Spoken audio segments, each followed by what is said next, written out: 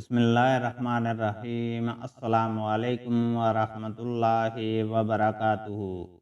حدیث نبوی صلی اللہ علیہ وسلم ہے، عمر بن خطاب رضی اللہ تعالیٰ عنہ نے ریشم کا داری دار جوڑا مسجد نبی کے دروازے پر بکتا دیکھا تو کہنے لگے، یا رسول اللہ، بہتر ہو اگر آپ اسے خرید لیں، اور جمعہ کے دن اور وفود جب آپ صلی اللہ علیہ وسلم کے پاس آئیں تو ان کی ملاقات کے لیے آپ اسے پہنا کریں۔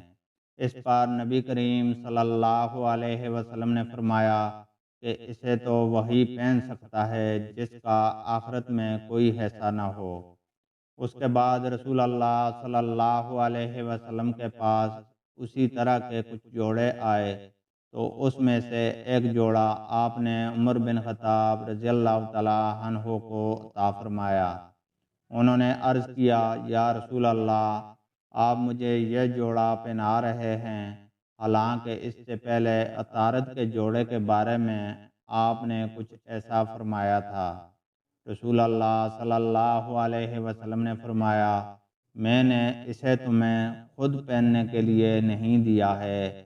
چنانچہ عمر رضی اللہ تعالیٰ عنہ نے اسے اپنے ایک مشرک بھائی کو پہنا دیا جو مکے میں رہتا تھا۔ اللہ تعالیٰ سے دعا ہے کہ وہ ہمیں قرآن اور حدیث کو سننے، سمجھنے اور اس پر عمل کرنے کی توفیق عطا فرمائے۔ آمین۔